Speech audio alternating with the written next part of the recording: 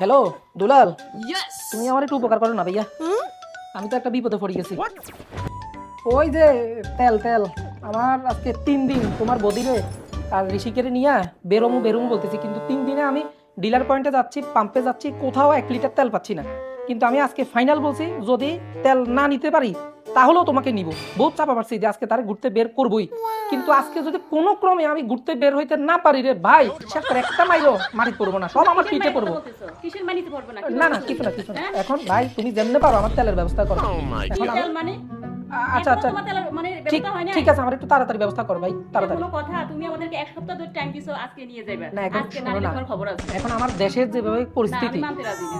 আরে আমি কি করুম কও না, আজকে হবে তেলের ব্যবস্থা হবে। ও আর কতক্ষণ? আমি তো বসে আছি রেডি হই। এখন আমি পারি নাই তো, আমি 3টা পাম্পে গেছি, তেল নাই, না, আমি 2টা। বুঝতে রাজি না, তুমি আমাকে তেল ব্যবস্থা করে এখনই আমাকে ঘুরতে নিয়ে যাবে, নাহলে আমি মানতে রাজি না। কিন্তু এখন তেল পাই নাই তোরে ভাই, আমি কি করব?